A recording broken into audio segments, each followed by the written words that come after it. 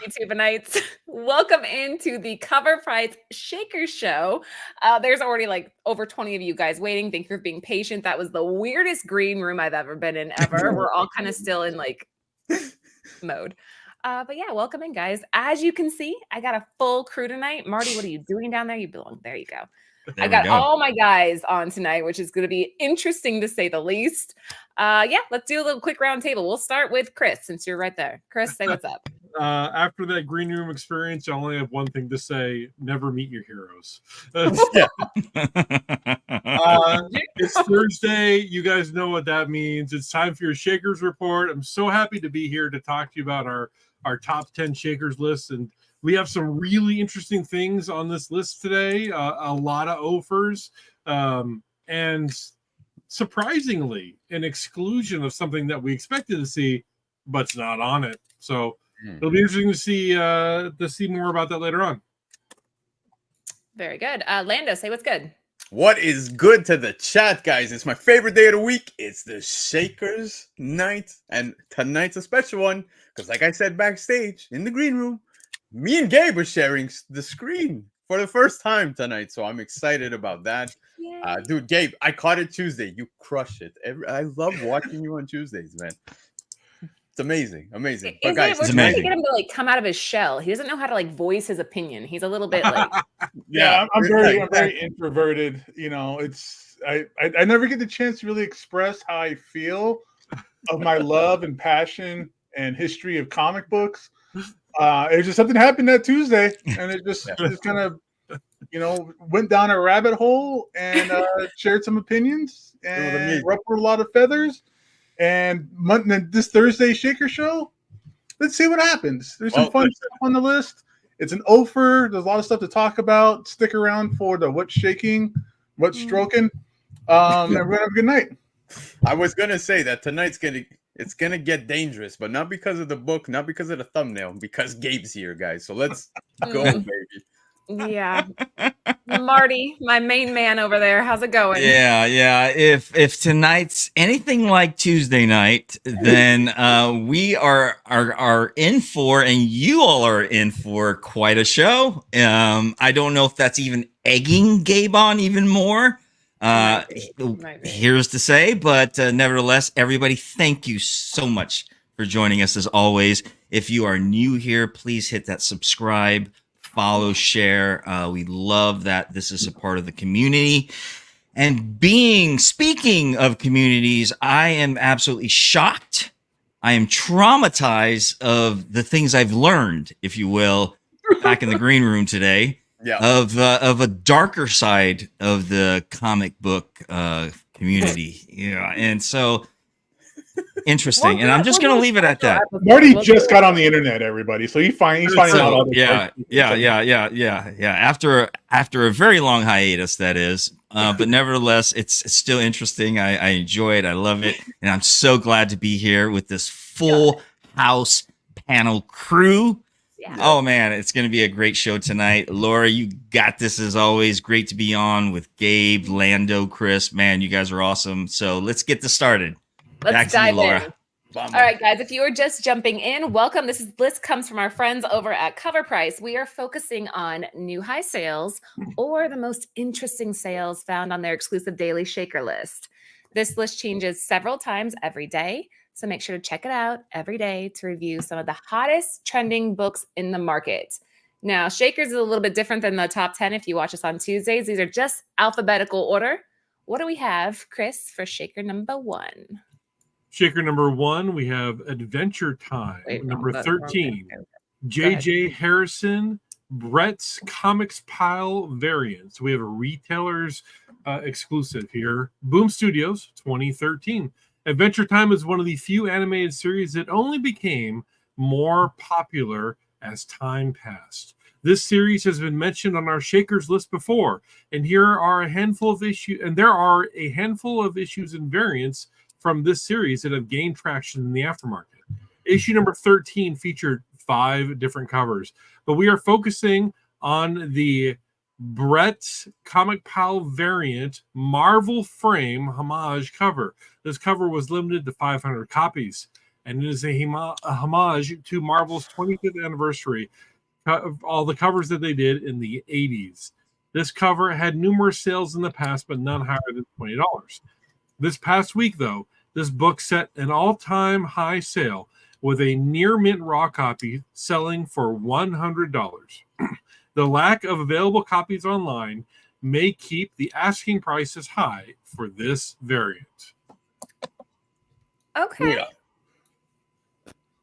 Hold on. So I've seen a certain niche for this type of collection here. So this really doesn't surprise me. It's a matter of time. You see this come around every so often. A game cover, a comic, a kid's comic Animated book character, animated. Yeah, I mean, so it doesn't surprise me. So, but the price surprises me. A raw near mint going at $100. So that's an interesting boom. No pun intended. Gabe, what do you think? I know very little about Adventure Time. But with that said, you as a comic book fan, this border. Like it's such an iconography of 1980s comic books. We might talk about it a little bit more in the show later, but it just goes to show what they did with that border frame influenced and stuck with people even to like today, where they're doing these border frame kind of covers to homage something so iconic that happened in the 80s. And $100 for a book that's only 500 copies, that seems a little low to me. But Gabe, do you not follow me on Instagram? I do. I sent you pics.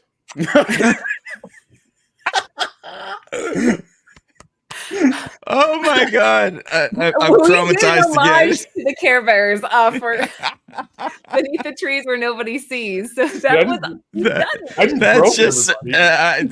was just classic. And I know you guys in the chat probably don't understand, but this is sort of a green room joke here.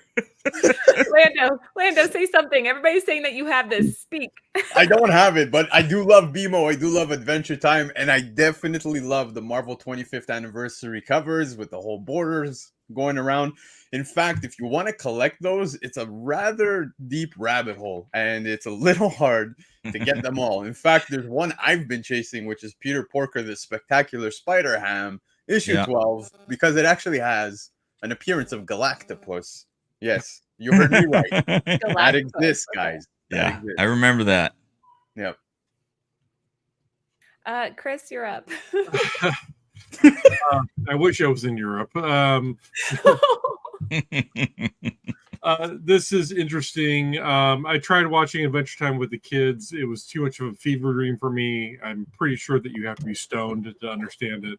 But I mean, it's one of those books. It's a cartoon book. It's popular. Yeah. And what does TiVo always say about this sort of thing? Read the tea leaves, right? Yep. Or maybe in this case, you should be reading the pot leaves because this show's wild. You're telling me. Oh, I'm putting that on my list. It's just one of those things where you take a very popular cartoon and you have it reference a very famous cover and you put a limited number behind it and you're going to have money. And this is a good example of that. We're going to see a lot of these types of things pop up. These are all the other covers, right? Yeah, from other characters of Adventure Time. Other characters from the Adventure Time. And number 13, probably, I'm guessing,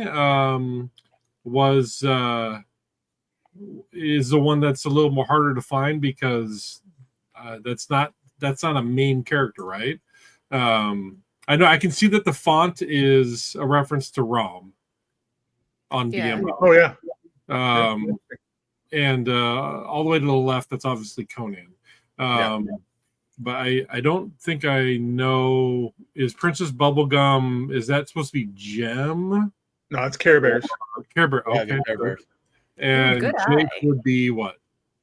I don't know if it's supposed to be kind of like New Mutants. I don't know. I'm not. It's Ewoks. Is it?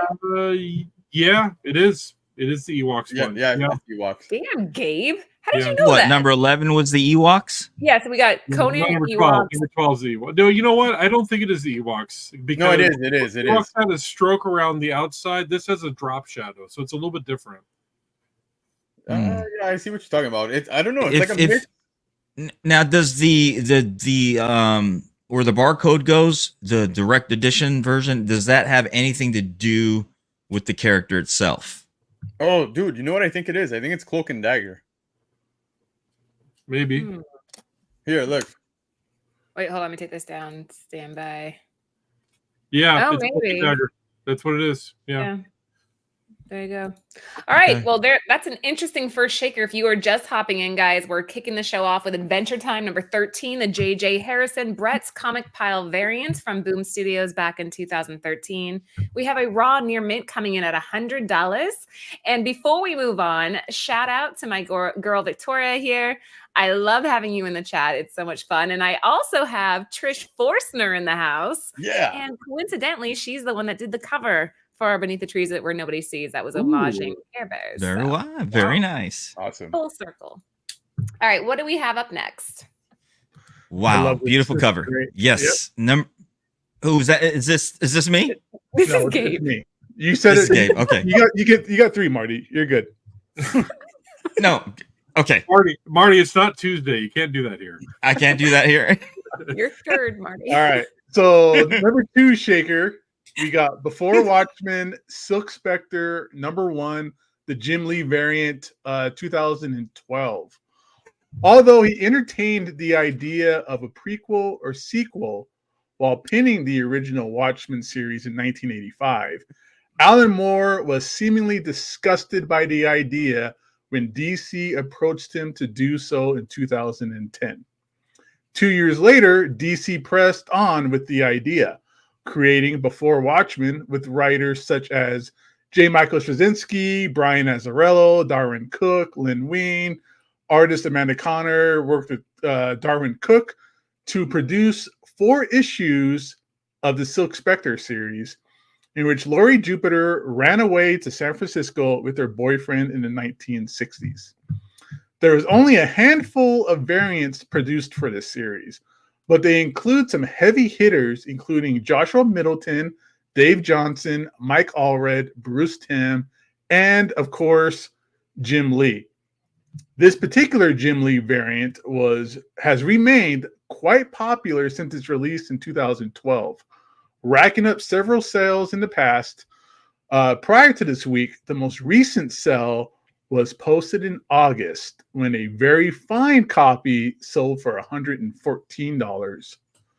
But on Tuesday, a graded 9.8 copy of this book sold for a record $275, making it the all-new high. Oh, yeah. Okay. So I don't know if anybody, I'm a huge Watchmen fan. I think it's one of the most important modern comic books there are.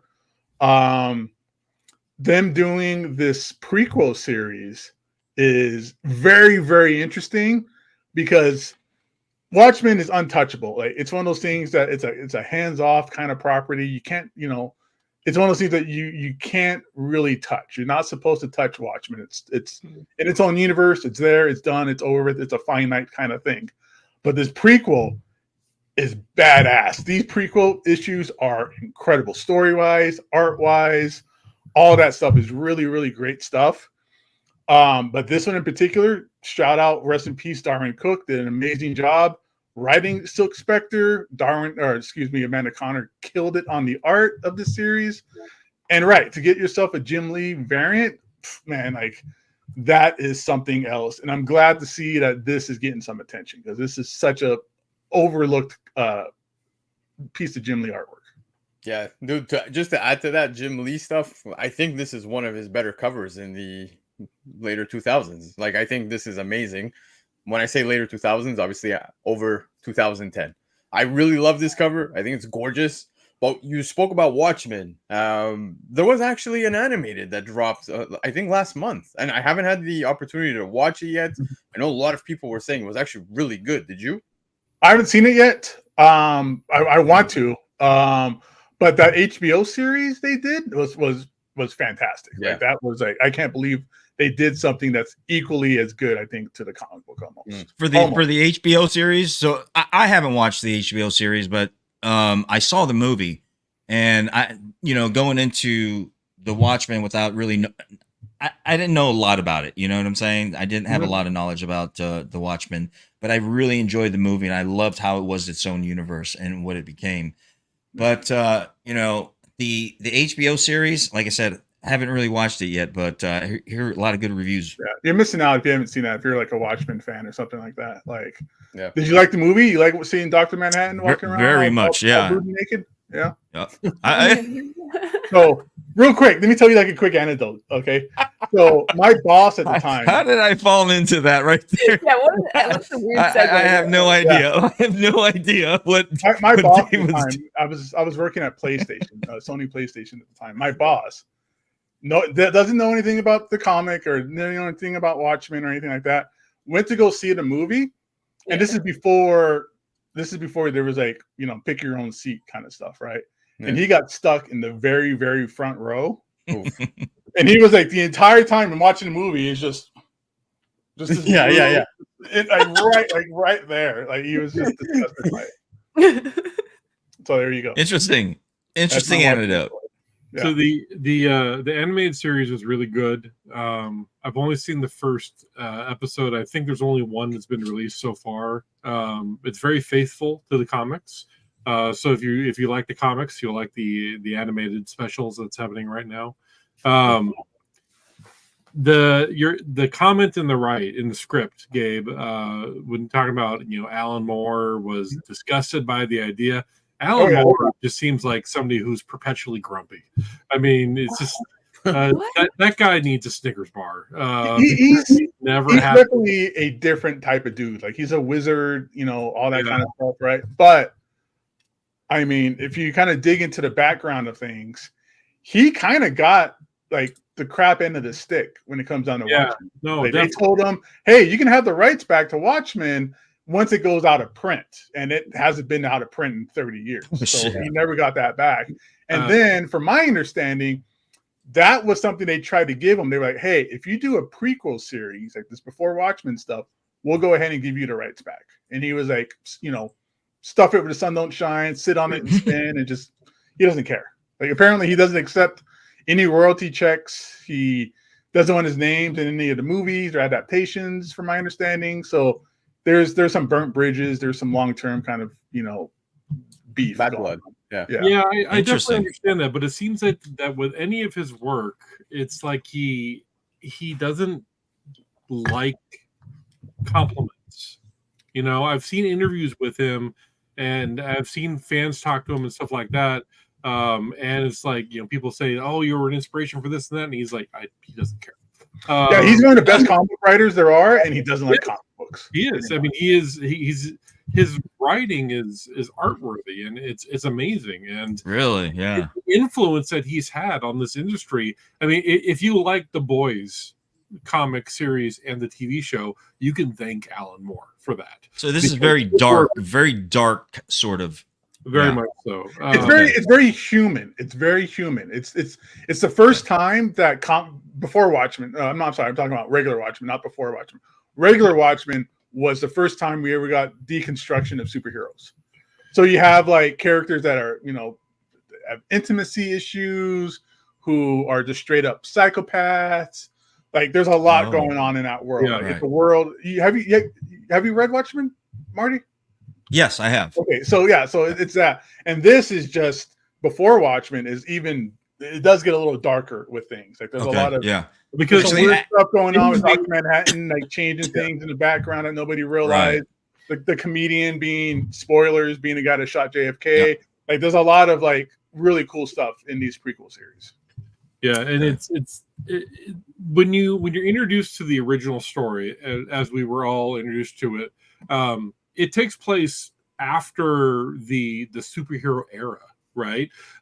So we are kind of catching up with the characters after they've already done their time being a mainline superhero. yeah, this before stuff is really interesting. It kind of touches back to that, some of the history and the character building. There's a lot of world building in the Watchmen environment, and if it's handled correctly, it can be really good. But I worry though that the temptation is there to just cash in, and that's just it's not gonna end well.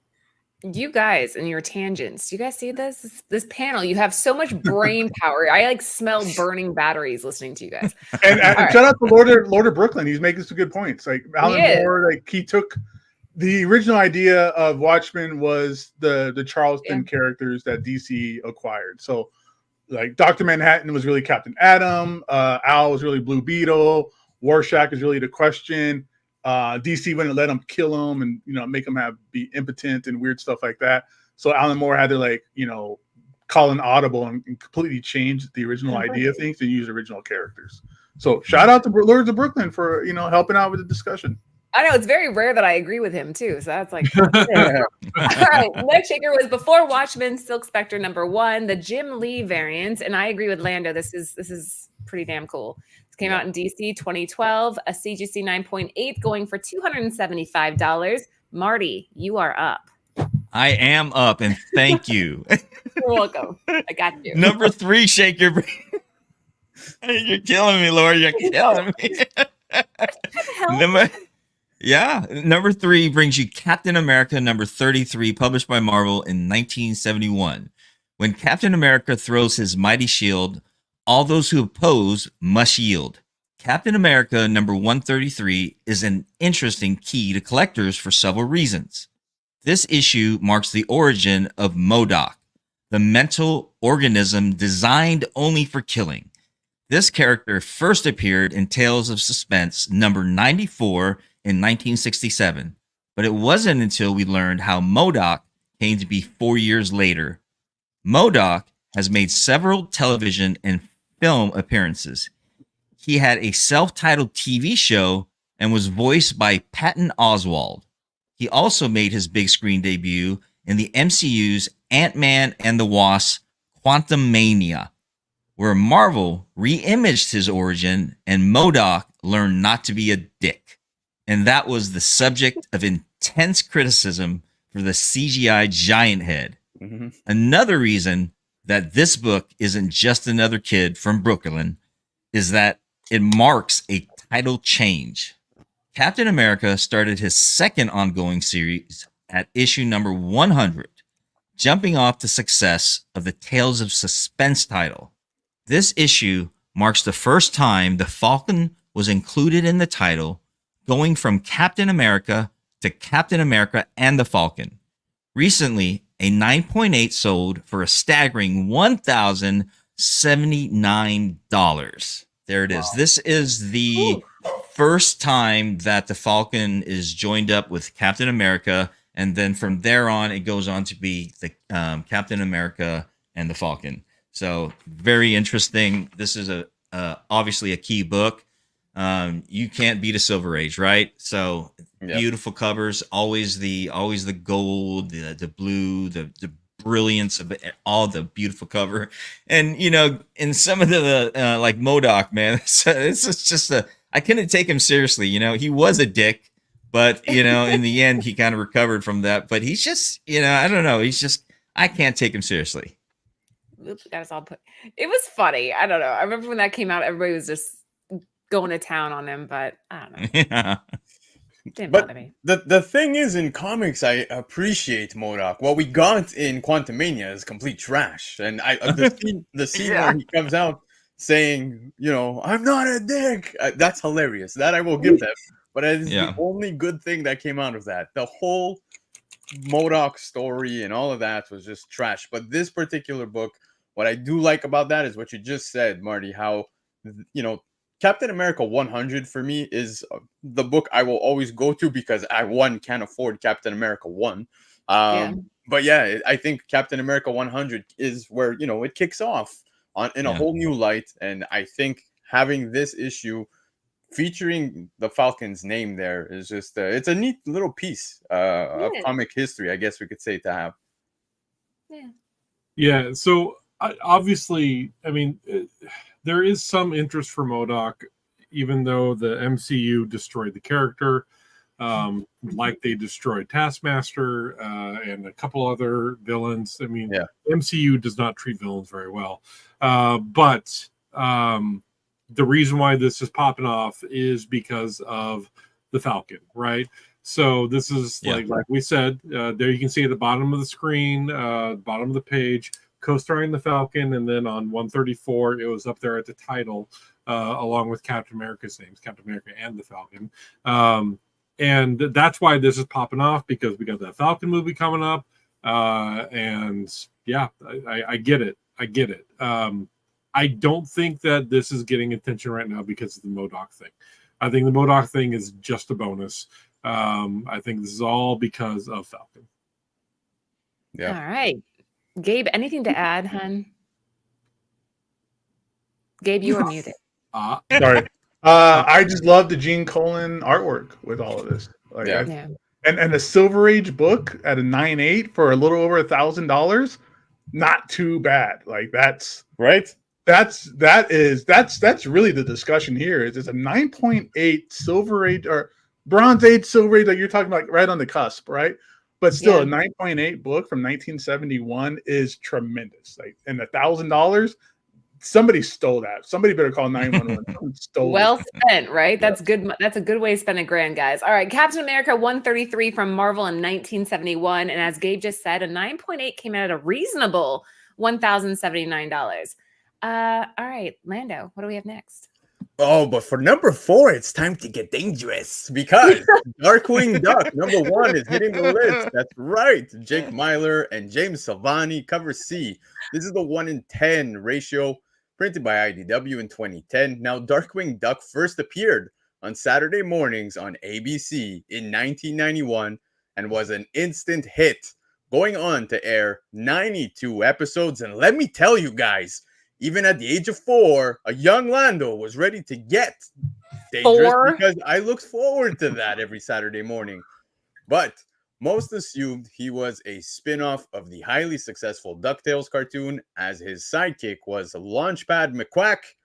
Darkwing first appeared in a 4-issue limited series in November 1991 and went on to have several series with Disney, Boom Studios, and most recently was rebooted by Dynamite Entertainment. The Dynamite series has been so well received that it spawned 2 spin-off comic books with Negaduck and Justice Ducks. The variants for issue #1 of his 2010 series have always been coveted, with the second print selling for $330 in a graded 9.8 in January, and the San Diego Comic-Con variant selling for $600 in a graded 9.8 in May. Now we can add the 1-in-10 variant to these record sales as a graded 9.6, sold for an astounding $700 this week. Oh, damn. Yeah.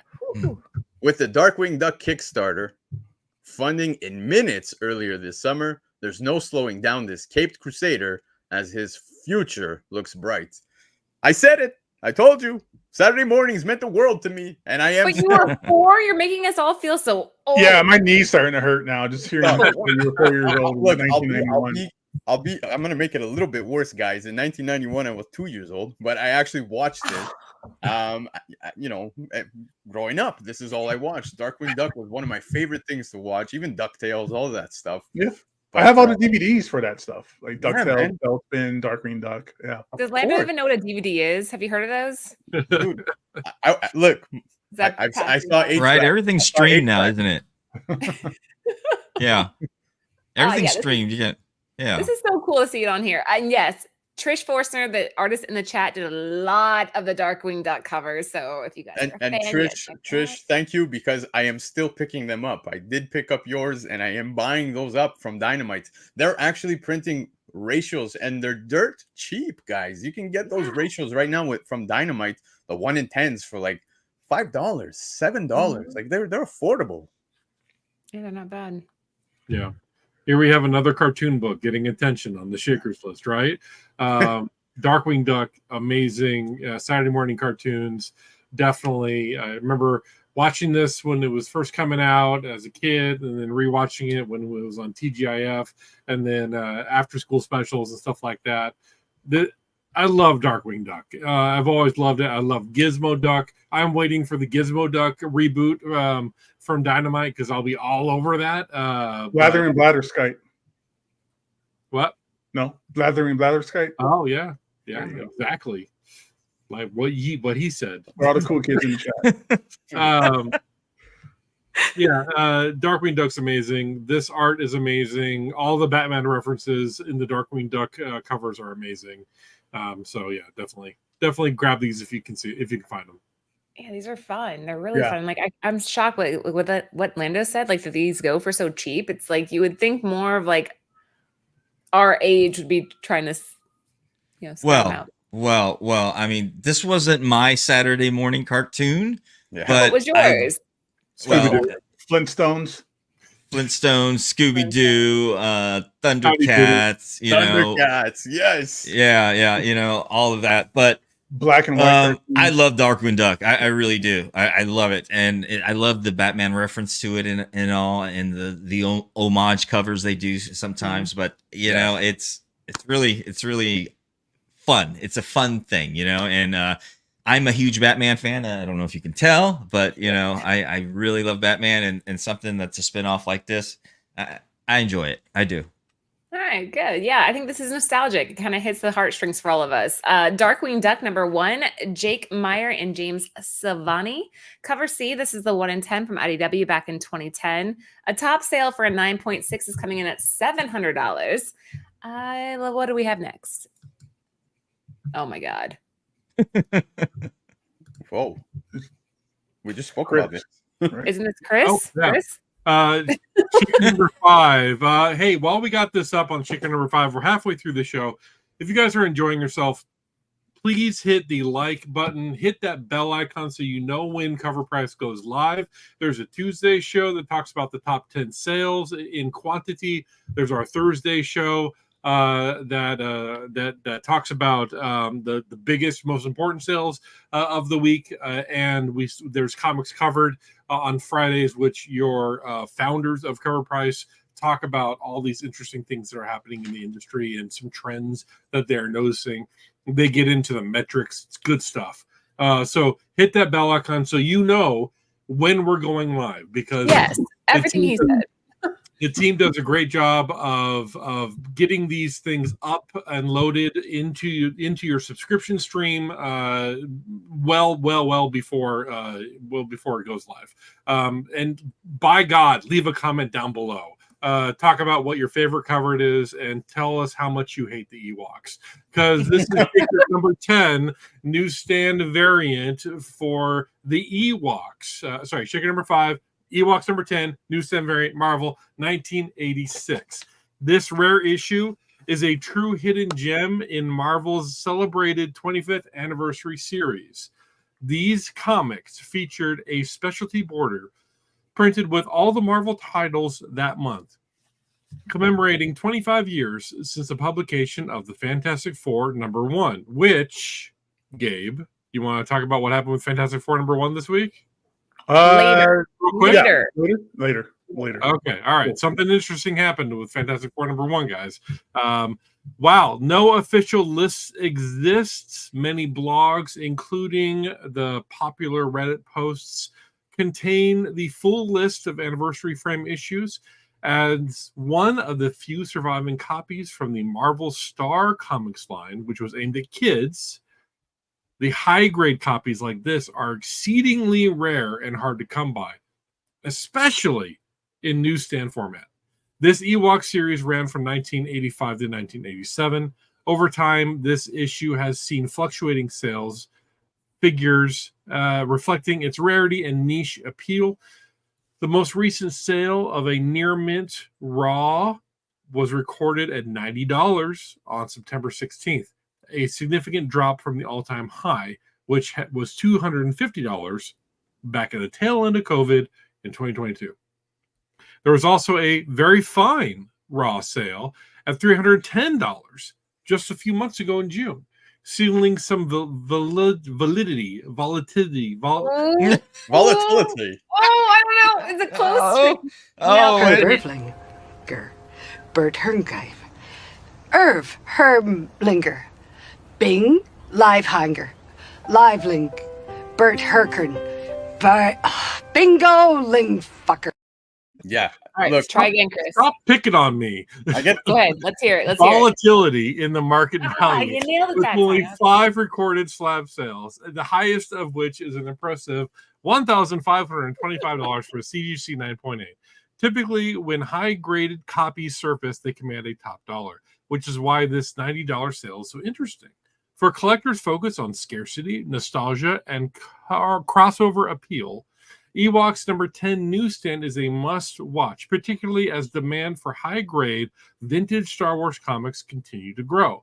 Though its value has temporarily dropped, its rarity and ties to the two beloved universes, Marvel and Star Wars, suggests that it could remain a long-term treasure. Now, I know that we talked about this previously. 1986, right?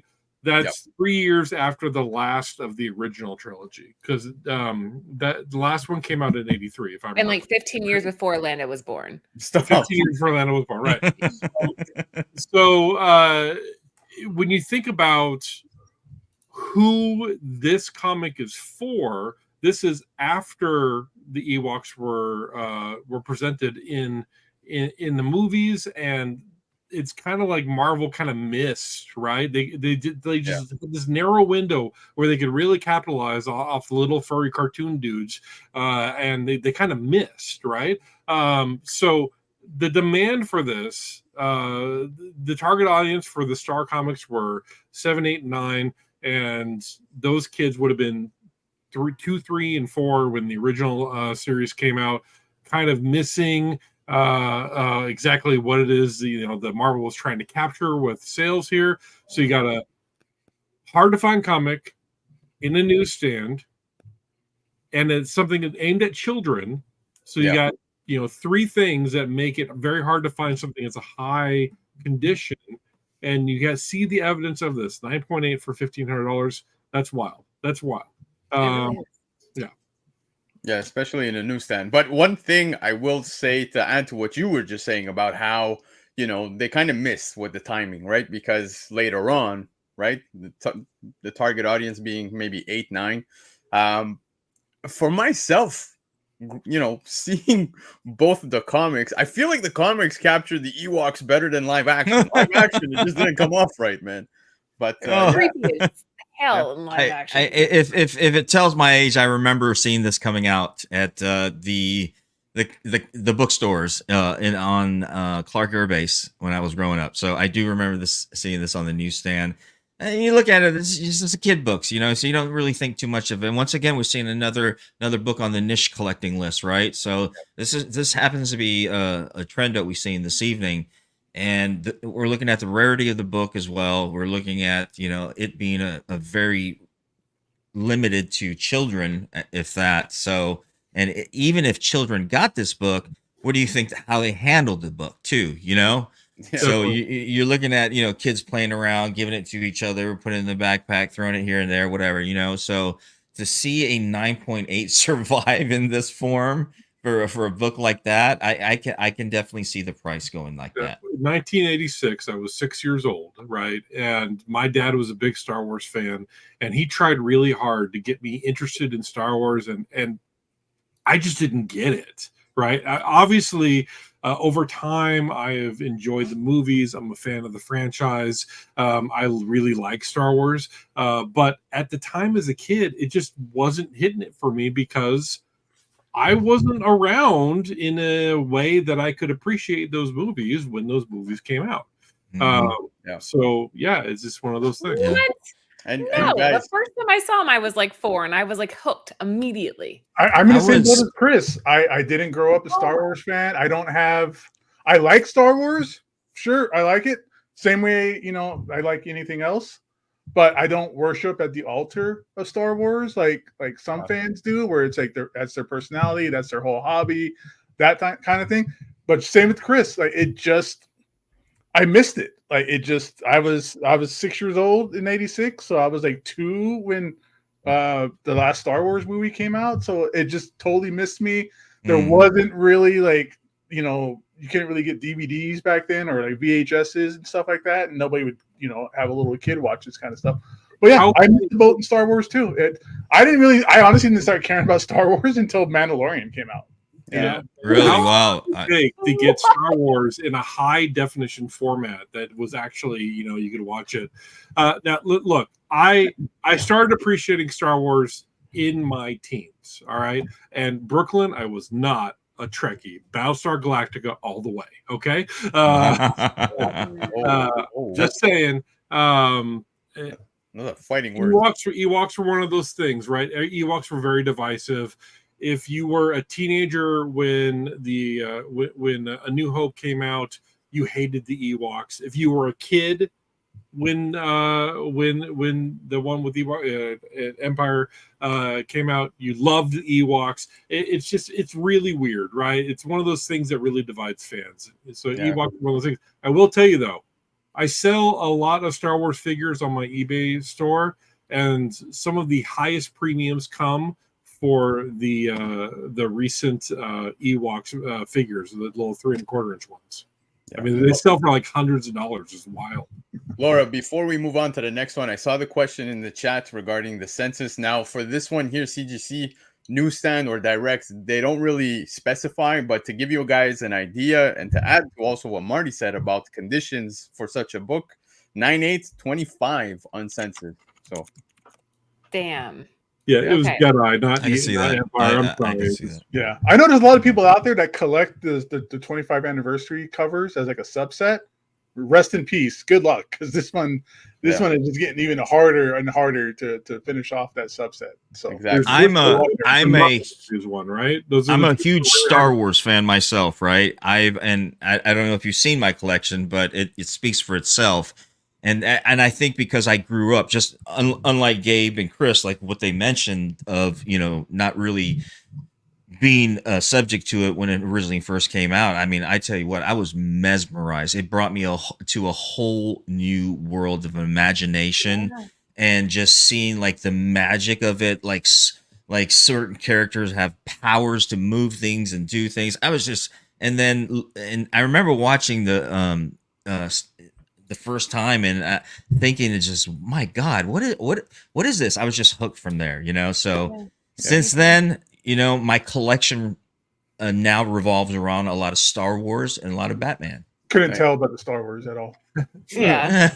And I don't want anybody to think that I don't like Laura. I'm not saying that I don't like Star Wars. I do. I mean, I have the original 1977 AT-AT. I mean, I'm a fan of Star Wars, but when I was a kid, I didn't appreciate it. It took some maturing for me to really get into it. And that's okay. Everybody has to collect what they like and collect in their own time. And that's kind of how this whole thing works.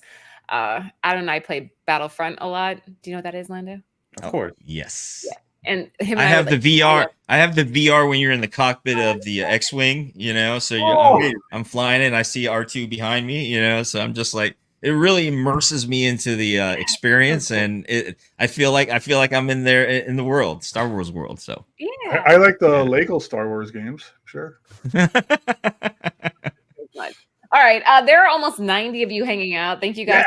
Yeah. This is the Shaker Show. And as you can tell, we have a full crew. Hopefully, you guys let me know how you feel about us being on screen after the reads, so that you can kind of get more authentic reactions from the panel. Let us know what you guys think of that. But we have the Ewoks number 10 newsstand edition from Marvel in 1986 with a top sale coming in at CGC 9.8 at just over $1,500. And yeah. That's pretty badass. Let's see what we have. Let's go back to a little bit more modern, yeah? Yeah. All right, here we go. Shaker number 6 is Superman number 50. 2016 WonderCon movie photo from 2016. For many fans, Henry Cavill was the definitive live-action Superman. He had the build and the ability to bring the character to life. He has but everything. It felt like everything. Easy, Laura. Everything. Oh Send my pictures. God. Sorry. Okay. Go ahead. Continue. Sorry. You got it all out of you? You good? All right. Yeah, I'm good now. I'll take a All breather backstage. Nobody. But it felt like he had never been given the chance to show off the character to its full potential. Once the DCU was moved under new leadership, fans were wondering if we would see Cavill take on the beacon of hope once again. Unfortunately, to the upset of many fans, Cavill was not included in any future plans during his time as the Man of Steel. A special WonderCon promo was released featuring Cavill in a photo cover variant along with Batman and Wonder Woman. Many of these books were initially collected to be signed by the actor for personal collections. As the books became sparse in the aftermarket, their value started to rise. Just this past May, a raw near mint copy sold for a high of $225. Damn! Wild. And then last week, a new sale broke the record with the new all-time high of $327. Damn! Double damn. With such a large following behind Cavill as Superman, these books are perfect collector items for the DCU of the past, as we all have eyes out for any news on the new Superman film. These books continue to go up in value and nostalgia. Yep. He's perfect. Yeah, Laura didn't hit the damn button twice for the price on the books, guys. I think Laura needs a cigarette break. Oh my God, this man is like flawless. And in real life, funny. he's like a chess player and he's like a total gentleman. And oh my gosh. Let me speak on photo variants. I'm a big fan of them. I used to be a big collector of them, especially cosplay covers, and any type of photo variants I can get my hands on. This obviously is a WonderCon variant, so I definitely missed out on this. Photo variants I have noticed too have definitely in cosplay covers have definitely gone up in price. I mean, you can't get even a trade without spending at least a couple dollars more for that, and let alone if you see a virgin photo variant. My God, that bad boy's up in the 40s and 50s, right? So no doubt at all of this being something of a rarity too, in seeing Henry Cavill, big fan of Superman myself, and Ben Affleck as Batman. So really love this cover. Gabe? I think I could spend $327 on something more exciting for myself. But much love, and collect what you love what you collect. But one thing though that this is kind of like that should be pinging for people is I think DC books are completely under the radar. With the new movie series universe coming out next year. Like, I think now is the prime if you're looking for keys, first appearances. DC books are where it's at. They are dirt cheap. They are way under the radar. Things are going to start popping off later. I think this is a good opportunity to really just get some DC stuff in your collection. Hell yeah. Couldn't agree more. But guys, who cares about Henry Cavill as Superman? He's now Wolverine. That's what matters. He's our Wolverine. There you go. But no, dude, Marty, you actually nailed it on the head when you were saying, those photo variants always tend to pop, especially, what do people have in mind? They have the possibility of getting it signed, right? And then you hit a ridiculous amount of God knows what on the aftermarket. But this one right here, what's super special about it is the fact it was a 2016 WonderCon. And like you said, Marty, you collect, but obviously you missed out on this simply because it was a con exclusive. So pretty neat. I like this. So let's also just keep an eye on Henry Cavill and make sure he's always okay for Laura's sake. Yeah. Because every actor that's ever played Superman has had some tragedy happen to him. Oh, God. So, that is true. And speaking of Laura, real quick question. And one of the chat members asked too, and I was thinking just like him, so I might be on the same wavelengths. But your favorite Superman actor of all time? Okay, I know you guys are all going to say Christopher Reeves. It's him for me. This is it for me. I'm a big fan of The Witcher. So it's like I kind of cross my Henrys, and he's perfect for this role. Like Yeah. Okay. This is it for me. Yeah, I prefer him over the new actor, to be honest. Who's The new actor's not bad though, right? Like he kind of fits. Look wise, I think he's okay. I hate to even get into details describing a man's physique, but yeah, I mean, he's got the physique. and he's got the look. He's got the look. Flag that one right there. That's a good one. David Corn Sweat's like, yeah, okay, you know what I mean? I'm looking forward to seeing what he brings on the acting side of things. I want to see the acting chops there.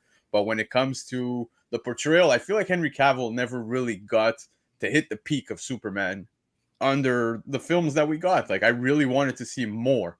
And I think that's kind of what was disappointing about, although the DC universe definitely needed a breath of fresh air, I wish they would have kept him on board. I agree, actually. More him, yes. I'll surprise everybody. My Superman actor is George Reeves. Somebody Reeves, said yeah, that. nice. Yeah, I didn't grow up. Superman, the first movie came out. It was before I was born, so it wasn't a thing for me. But growing up, I watched a lot of I Love Lucy, and there was a George Reeves episode where he shows up as Superman for the kid's birthday party. Yeah. And that's, and I watched all those old black and white. I got a lot of old at heart stuff. Like, I love old time radio shows. I love the old time Superman radio show. George Reeves. I mean, again, that was a tragic situation with him as well. But for me, it's George Reeves. He just got that golden age look and build and everything for him. Gabe, after what you said about the tragedies for actors who have played Superman, I'm now concerned about Nicolas Cage. Why is nobody talking about Nicolas Cage? Oh, he's had plenty of tragedies already. He's already a tragic person. Yeah. So I'm gonna disagree with the photo variant talk. In my mind, I like the artist rendition of the movie actor more than I like the photo of the movie actor. I would much rather have somebody draw Henry Cavill as Superman on this cover, with the butt chin, with the face, and all that stuff. It's really bring it out, rather than having a photo cover. But my favorite Superman is Tom Welling. I'm sorry, I like Smallville. Yeah. And I really wish that that he would have been able to do more with the character actually in the outfit. But Henry Cavill's very good. I enjoyed it, except for the mustache. And I will say this: Anthony would be like the ultimate Superman. Hey, babe, he's there you go. There you go. The tone has changed, guys. Yeah, he has superimposed his face on there there. Yeah, Anthony, there you go. Killer. I'll tattoo that. Anyway, Superman number 50, the 2016 WonderCon movie photo variant from DC back in 2016, with a raw near mint coming in at $327. We are almost done, folks, so don't go anywhere yet. But what do we have next? And Marty. That would be me reading next. And number 7, Shaker, brings you. Sorry, I should have prompted you. That was my bad. I should have Treasure Comics. Yeah, there we go. Treasure Comics number 1 by Prize 1943. Treasure Comics number 1 in 1943 is one of the rare Golden Age comic books that came to market last week. So few copies are currently known to exist, and there is confusion about what is even inside this one-shot comic. Overstreet reports it contains Rebound Prize Comics number 7 through 11, which is apparently incorrect. According to other sources, the interior of this book can vary from issue to issue. Crazy. What we know for sure is the massive 324-page copy that sold this past week contained material from Prize Comics number 26, volume 3, number 2, 27, volume 3, number 3, 25, volume 3, number 1, 29, volume 3, number 5, and 21, volume 2, number 9, in that order. I hope you got that. If not, rewind and then catch it on the rewind. Some of the characters featured within its pages include The Green Llama, Frankenstein, Dr. Frost, Black Owl, Yank and Doodle, and other prize comic heroes from 1940s. As we often see, when comics this rare come to market, there tends to be a lot of interested parties. Even still, to see a raw, very good, fine copy fetch for $14,400 certainly raises a few eyebrows. It is so rare that we don't see another copy come to market again for quite a while. Or are there a few copies in hands of collectors that might decide now is a good time to sell after what transpired this past week? Time to tell. Ooh. Yeah. I don't even know So, what. okay, Golden Age. Here we go. Golden Age, the rarity. We're looking at rarity from a Golden Age book here, right? What is the significance here? What are we looking at here?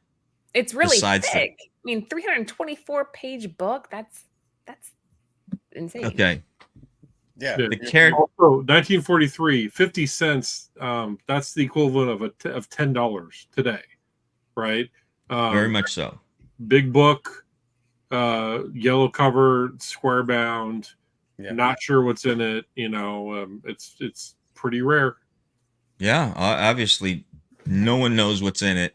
Characters are interesting. Two twins look like kind of Bucky Barnes kind of character. You got a pirate there, I think it is, and some brain looking dude. And so, You get the Green Llama, man. Come on, the Green Llama's awesome. the Green Llama. You got that too. So this is a very interesting Golden Age, 1943 war era, World War II era. Here we're looking at too. Yeah. So yeah. I think it's just special that something like this has survived time. Like it survived. It's one of the great things I love about like old comic books, and you still see them, is you realize that these things have survived multiple wars, multiple presidencies, stuff like this survived like literal like schoolyard book burnings of comic books. So just the fact that something like this has survived the test of time, it didn't just wear and fall apart and just come into ash.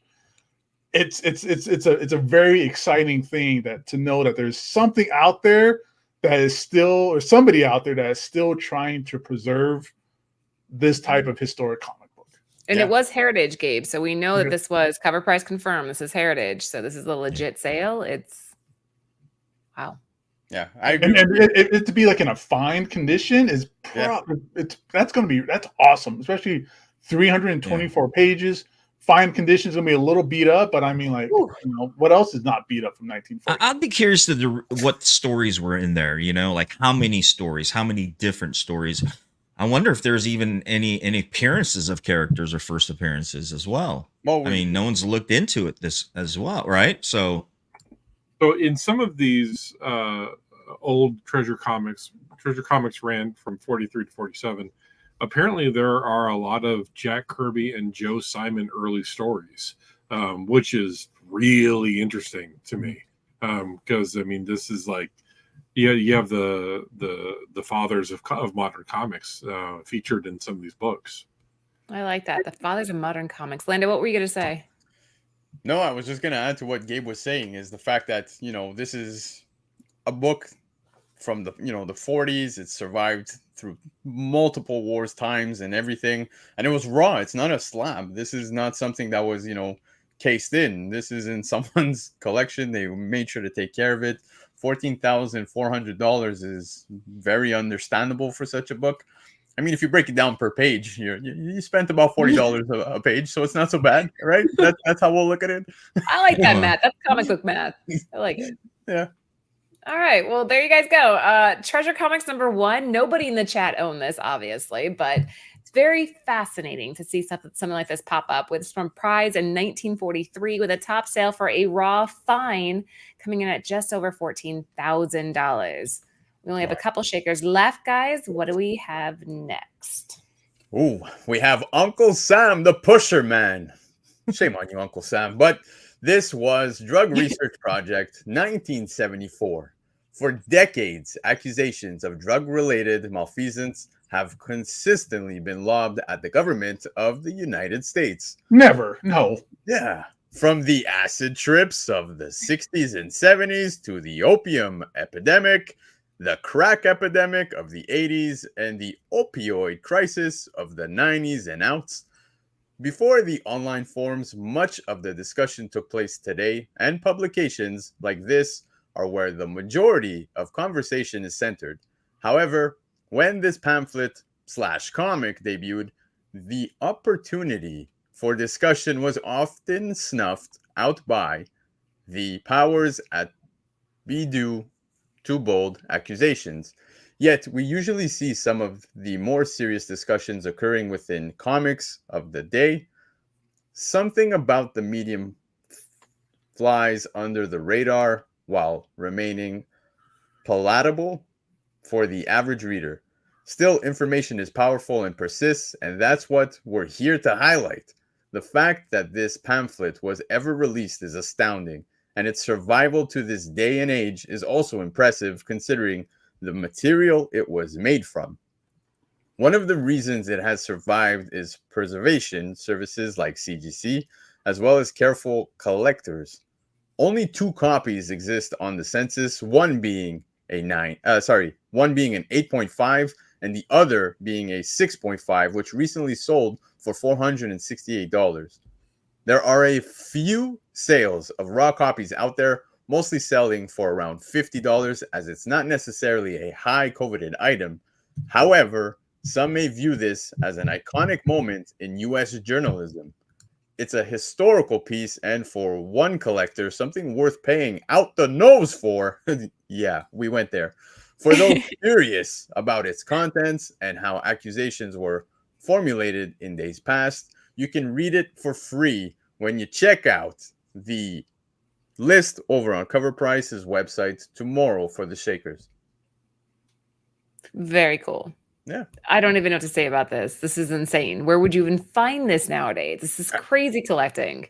Yeah. This is a pamphlet right here. Yeah. This is a socialist pamphlet, if you ask me, because some of the read is very socialist dictated. I mean, I have nothing wrong with it. That's your belief system. That's fine. But this is more of like a socialist propaganda.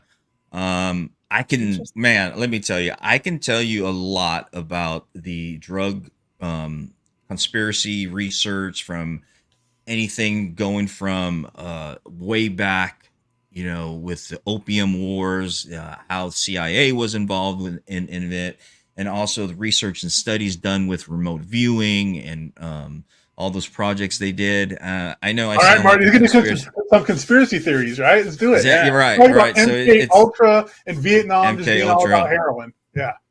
Yeah. So that's you get a lot of that. Yes. Okay. Yes. Absolutely. So there's a lot of history behind this. It's more than just people getting, how the government caused people to get hooked on heroin, methadone, and all that. Get our tinfoil hats on, Marty. Let's do it. Oh my God! Right. This is like a whole other show, you guys. We can't. Yeah. We can't. This is the dark side of the history of this. Is this dark side of the U.S. government in any sense? Yeah. And yeah, it's just it's scary. It's scary what you can learn with just a little research.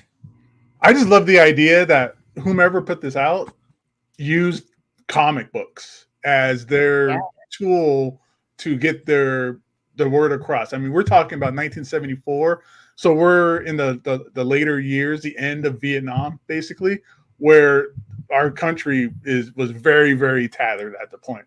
So for there to be somebody out there to use comic books as their mouthpiece to be able to put out their opinion and put out some underground information out there, I think is awesome. That's super cool. Brilliant. That comics is more than just superheroes and kiddie stuff and things of the sort like that. It could be used for a multitude of different commerce and to get the word out there. I think that's super cool and fun.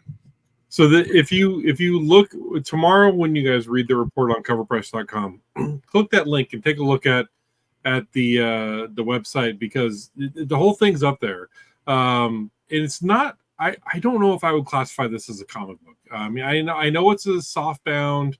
It's not a hardbound. It's in a comic physical format, but you have paragraphs of information in this book, and there's like a there's just like one little cartoon illustration in with all the text. So I don't know if I would necessarily categorize this as a comic necessarily.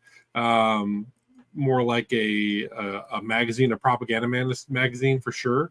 Yeah. But it definitely goes deep into the fourth estate of the government really going in and creating these social issues and causing this through experimentation and politics and stuff like that. There's a lot of accusations here, and doing a little bit of research on the company or the group of people who put this together. They call themselves the Drug Research Project out of San Francisco, California.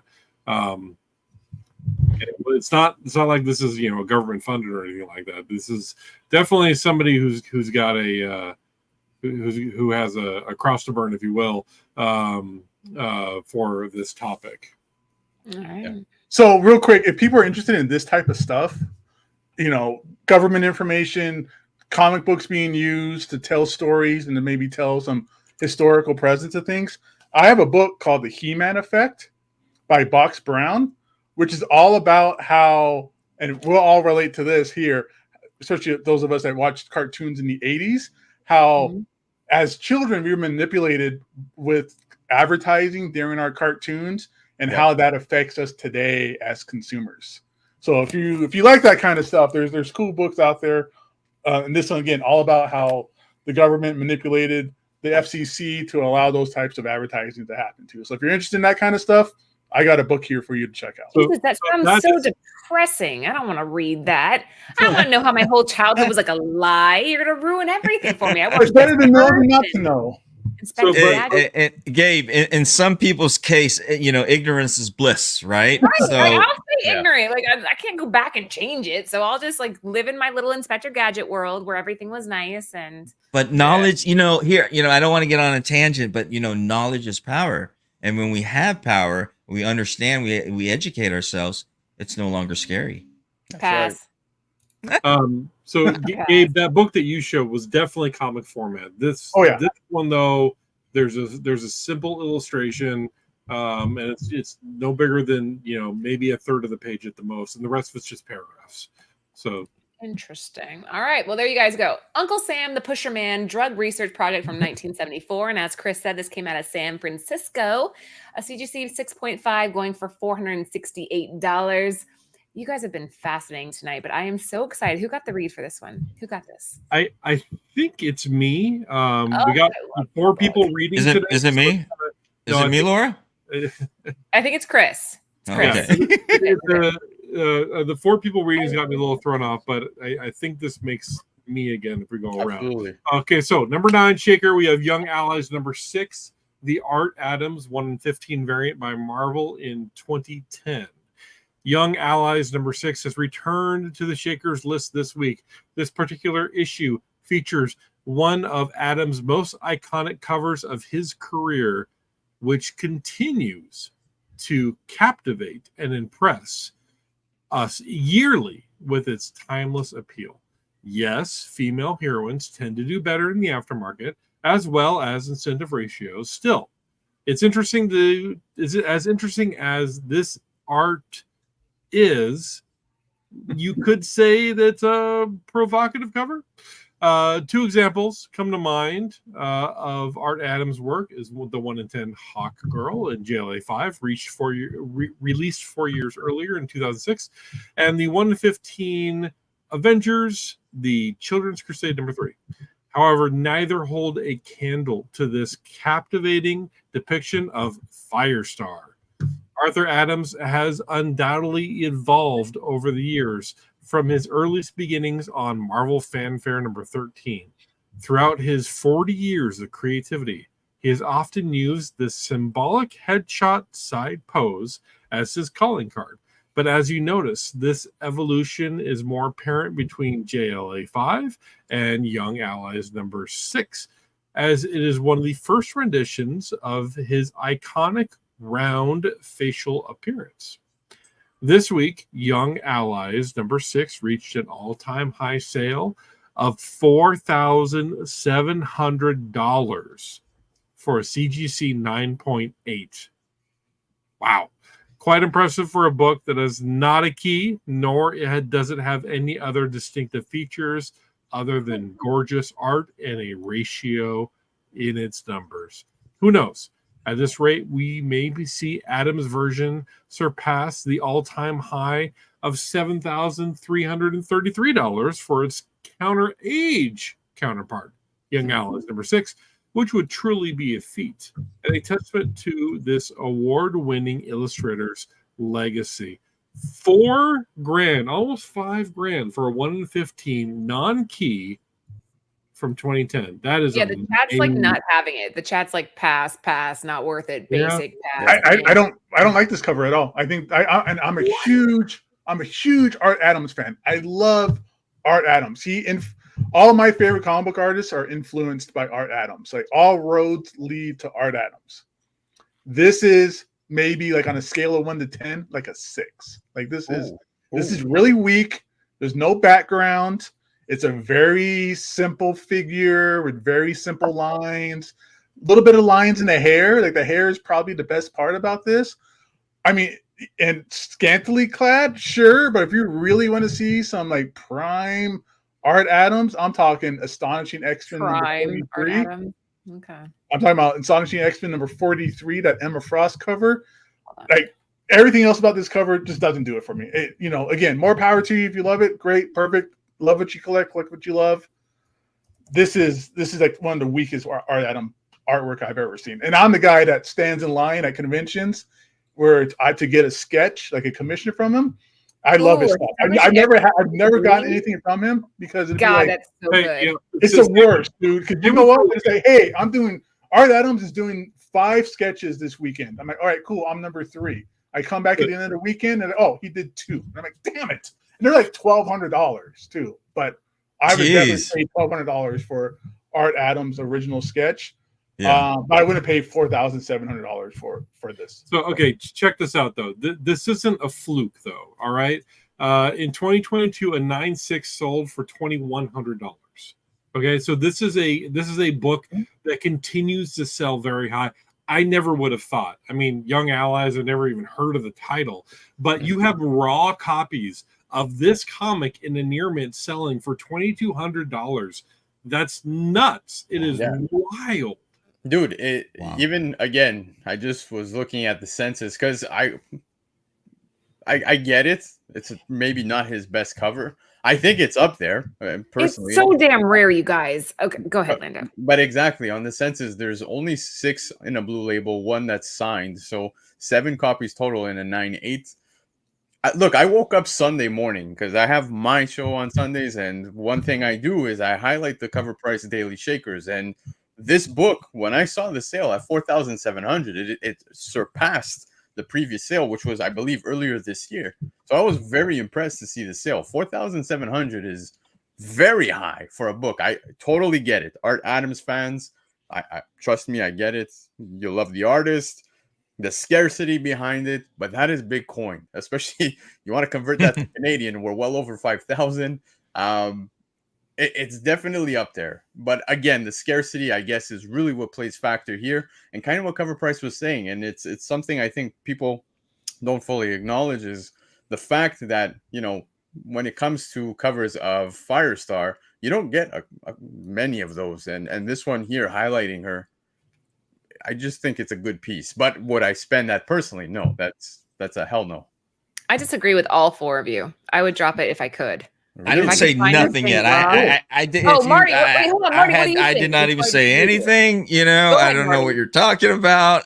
I'm just. I want to hear your opinion on this.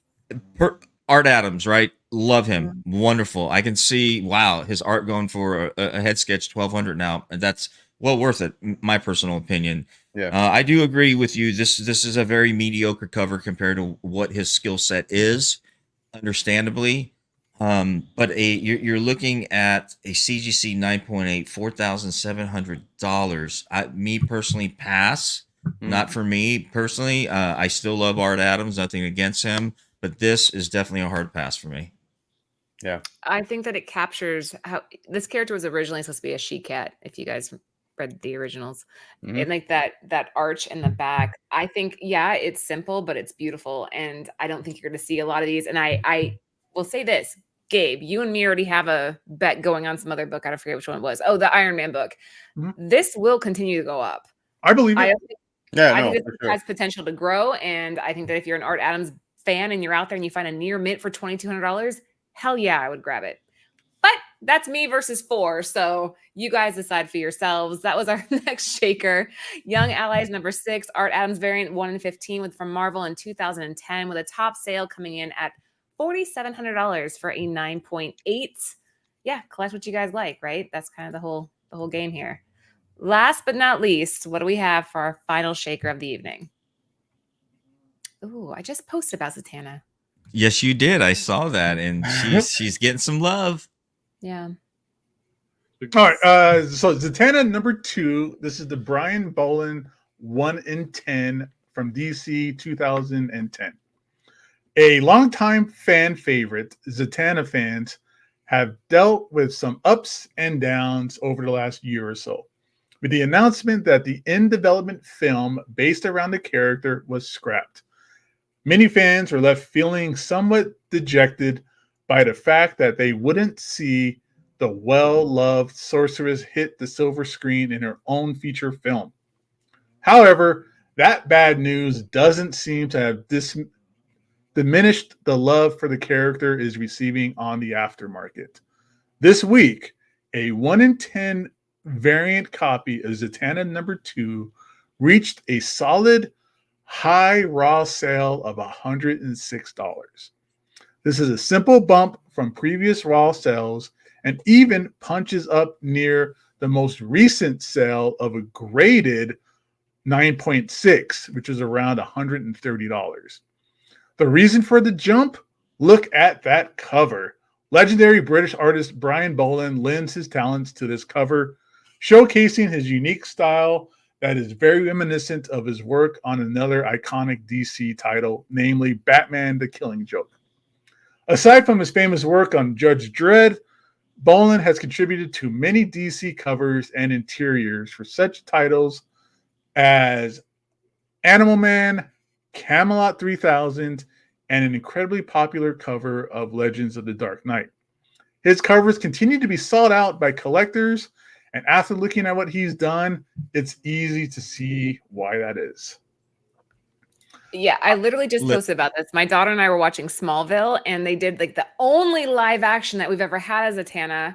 It was done by Serinda Swan, and she's stunning.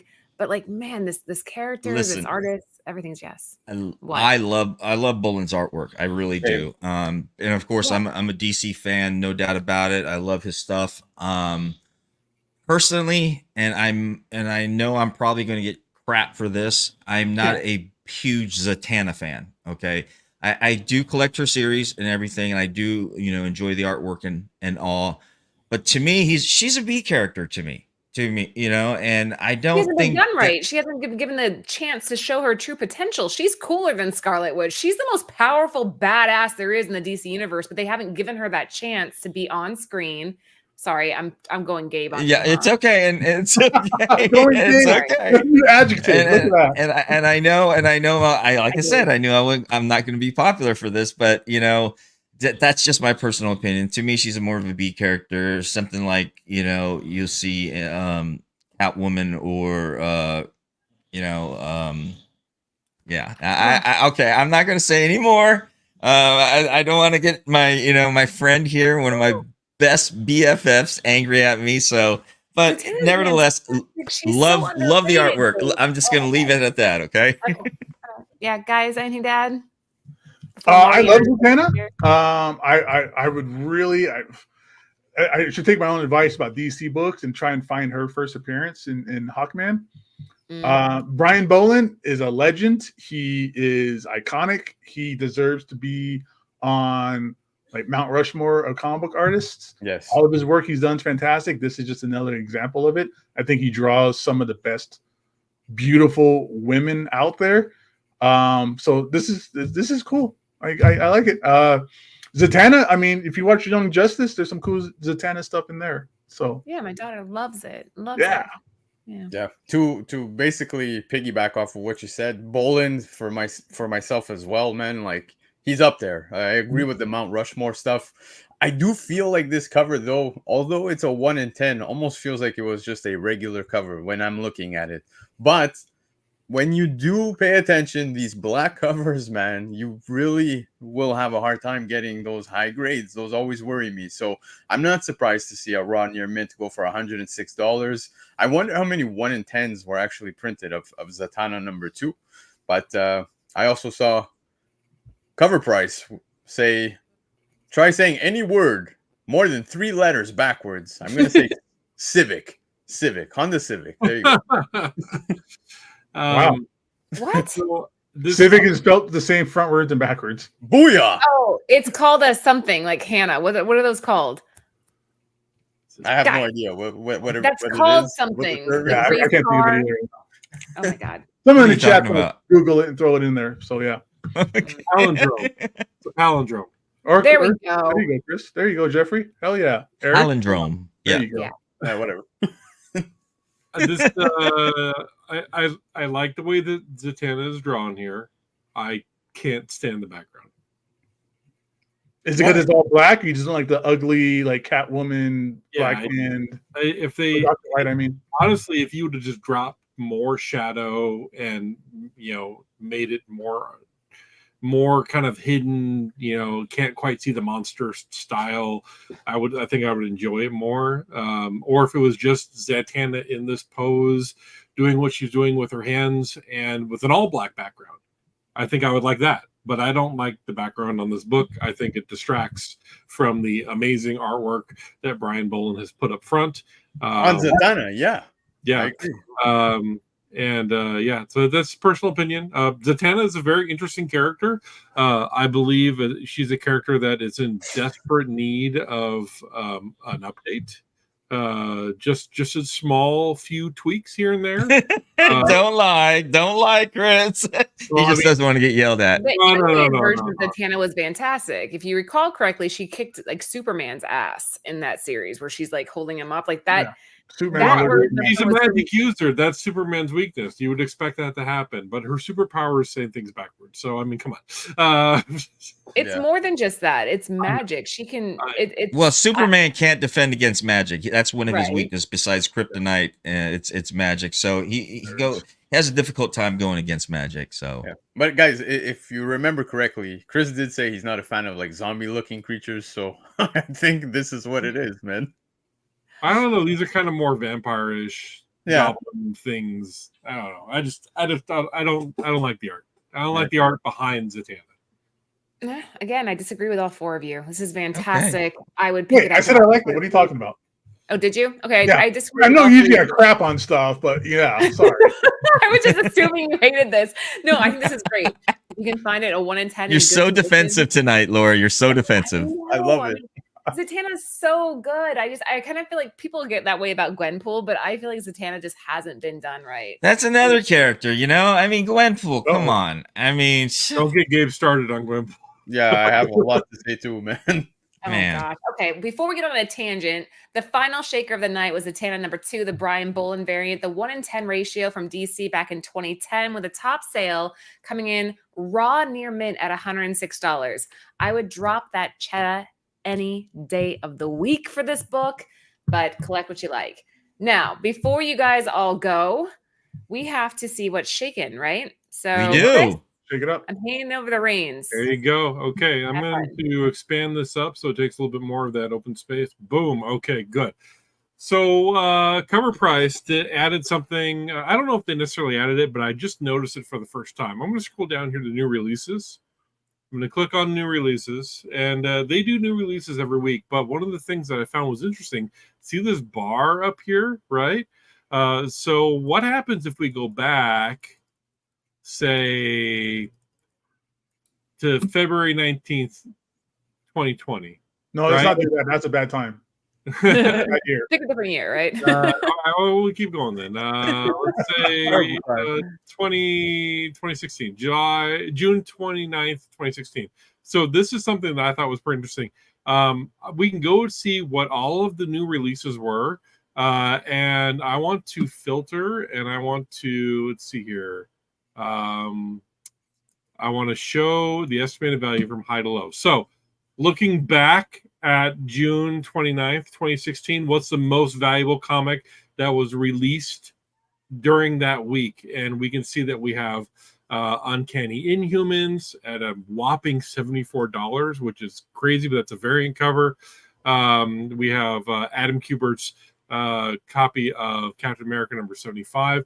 Let's say that I don't want to see the variants. I'm just going to turn off that filter and rehit that search. I want to see the regular covers. Looks like we got Gold Digger, the swimsuit special, which is selling for $20 at a fine. Here's a pretty cool 2016 Haunted Horror, sold for $10 at near mint. So this is pretty interesting because you can kind of go back and see, you don't necessarily need to go, back to the 90s to look at the new releases during that time. If you want to see some pretty cool things. So this is July 6, 2011. You can see that first appearance in North America. Yeah. This is some time traveling shit right here, guys. Pretty cool. I found this the other day, and I spent like an hour just going through and kind of looking at the releases week by week and filtering and sorting them and all that kind of stuff, looking at the variants. Like you want to see what all the variants were in 2011. We'll turn back on the variants and you can show that. Another cool thing that here, look at this Delgado newsstand variant of American Chavez's first appearance, $86. And what is this, Mike? It's same thing. It's another variant cover by Mike Deodato, 1 of 15, almost $500. It's pretty crazy. It was higher. So the other cool thing is that you can show. I'm going to turn off this variance. I'm going to say only show number ones. So what were the number ones that came out on July 6th in 2011? And here we go. Here are all the number ones and the values of them. I don't know if you guys know. I mean, 2011, that's when Ultimate Fallout number 1 came out. So that's when that story started. We all know that, number 4 of this series is the one to get. So this was something that I found that was new. I really enjoyed this feature, and it's definitely something to look at. And hey, if you guys have a Cover Price subscription, you guys can check it out too.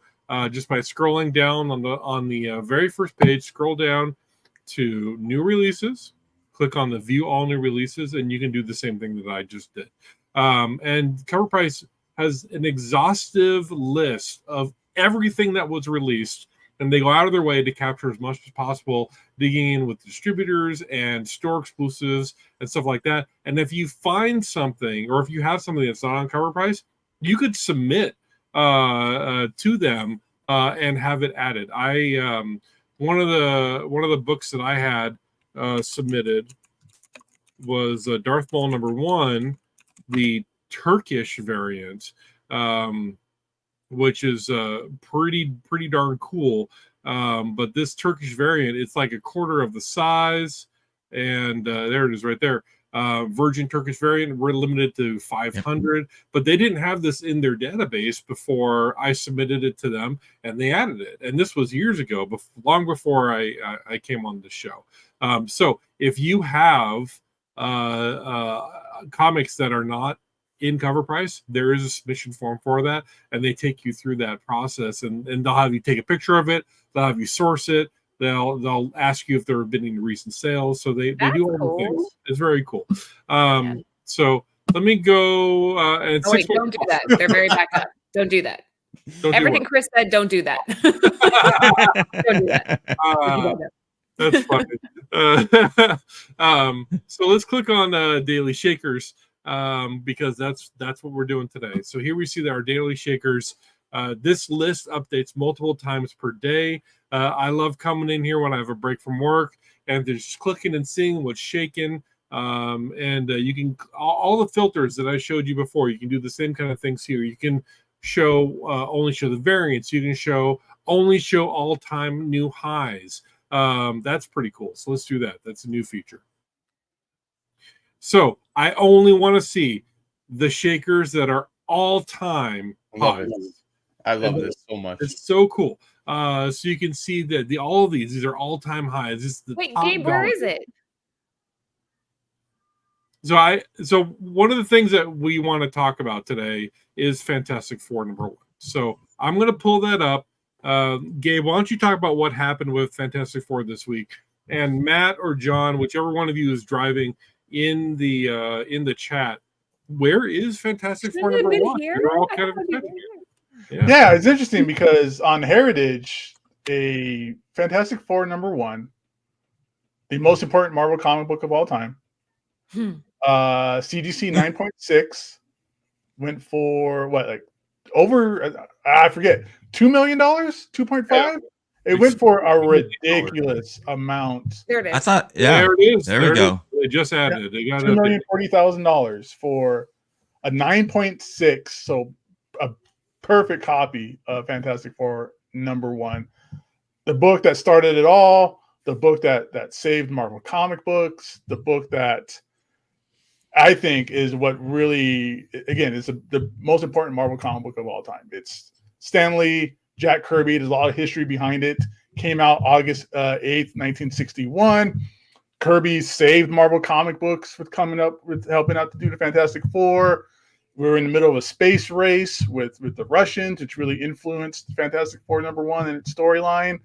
And it's something it's very impressive to see this book hit that kind of a high, because forever, Fantastic Four #1 has been completely underappreciated. It's been overshadowed by lesser books, lesser characters, probably because it's never had a rightfully well done adaptation live action for it. So it never really got that kind of a boost and love for it. But it's great to see that it's getting some respect. Put some respect on that name with a $2 million sell for this book. I'm super biased. I have a 4.0 of this book. So Fantastic Four, it's a 4. I think it kind of really matches up. That's works out really fantastic. well. Yeah. I bought it in 2016, I think, for like, back then it was like $1,000 a point, basically. And it's great to see that the book is hitting highs. And I hope, and I'm sure it is, that this rising tide, brings up all grades with it. So that's a pedigree then, right? That just sold? No, it wasn't a pedigree. It was just a regular 9.6 in a old label CGC case. Oh, interesting. This is also the highest grade that this comic ever sold at. Yeah. I don't think there's ever been a 9.8 Silver Age book. Gabe, what is yours? Like X-Men 1, Avengers 1, stuff like that. Mine's a 4. Said that his was a 4. Yeah. Gabe, yours is a 4? Yeah, it's pushing like 20 grand these days. right around amazing, there. man. What a hell of an investment. Yeah, right? God. Right? My goodness, man. But just like to piggyback what Gabe said, such history behind Marvel and what Fantastic Four did for it, and just so much history with the artwork, the history with the artists as well. This is an amazing book, and I believe you're right, Gabe, that this has been very much underappreciated for a very, very, very long time, which surprises me because this is one of the books like people want to get. This is one of the key grails, if you will, of books to get. This, along with Amazing Spider-Man #1 tube as well. So there you go. So something that I'll note.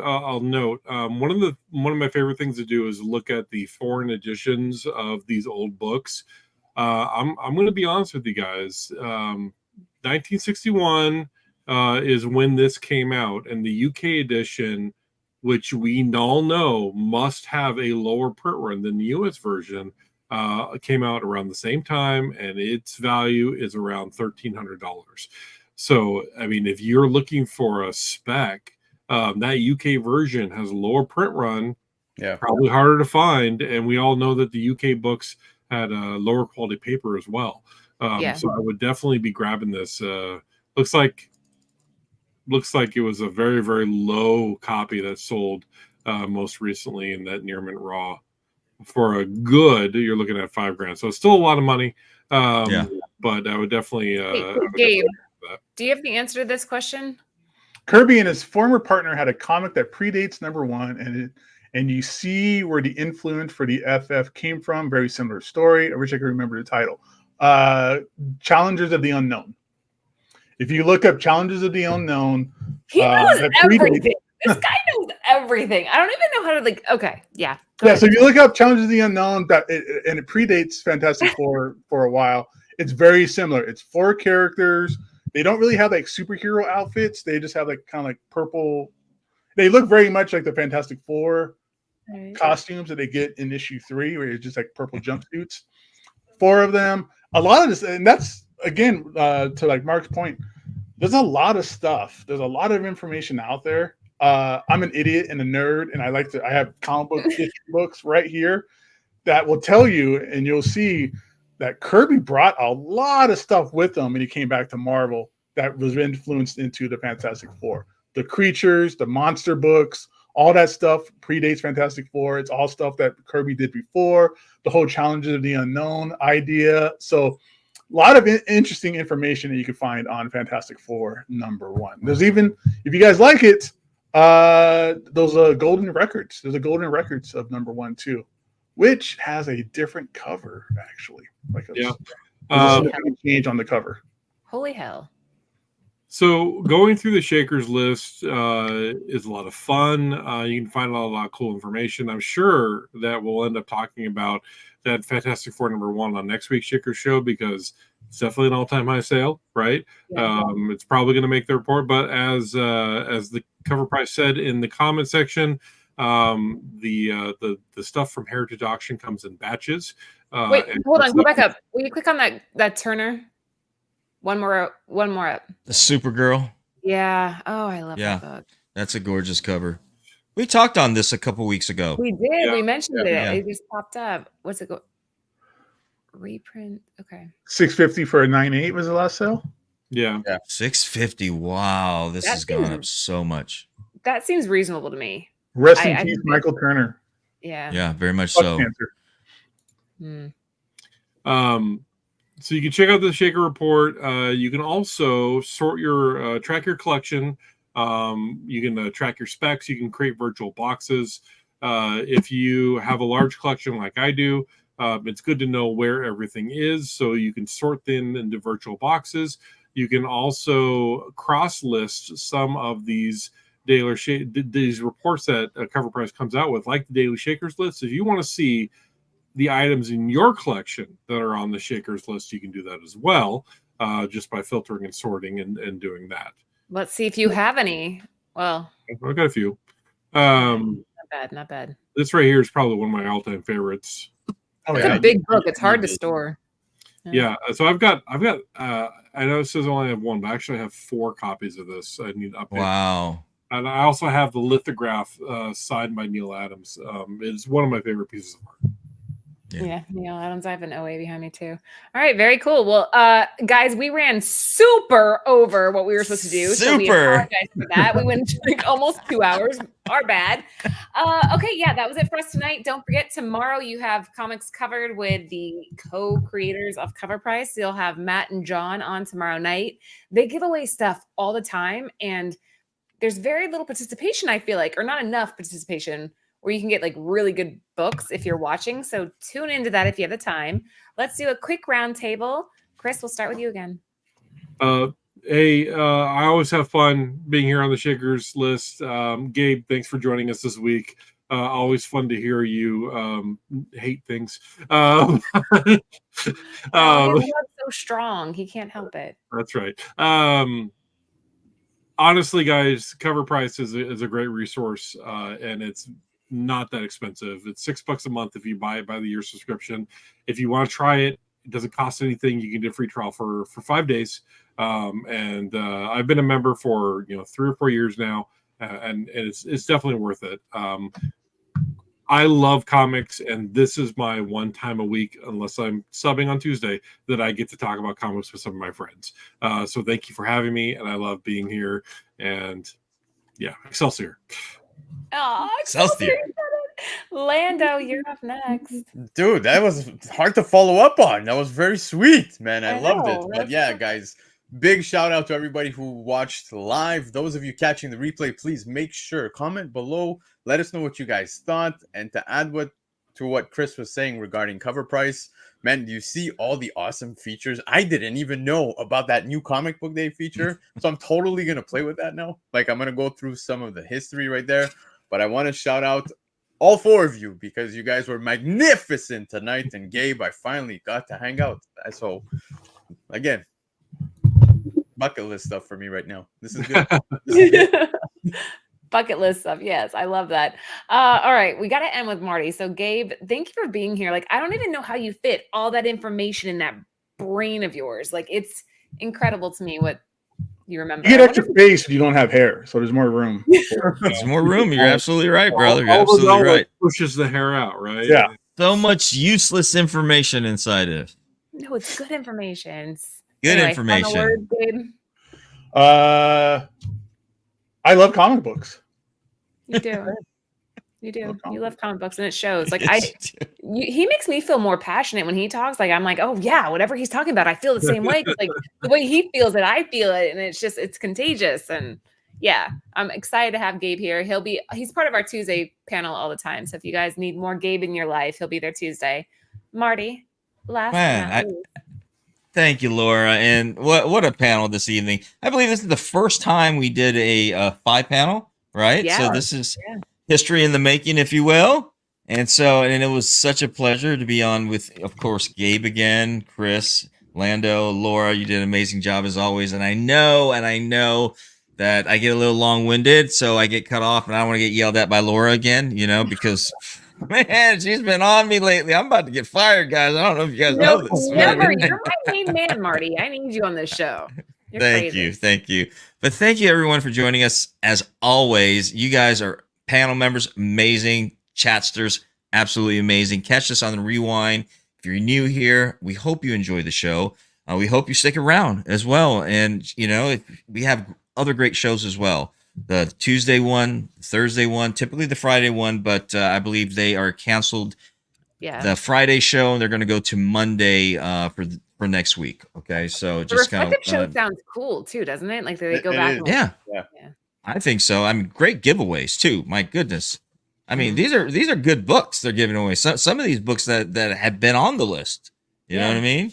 So there you go. But guys, thank you as always for joining us. We'll see you next week. Have a great, safe weekend. Be safe out there. May the comic gods continue to always bless your comic books, and may TiVo look down on your collection and bless them as always. Excelsior. Excelsior.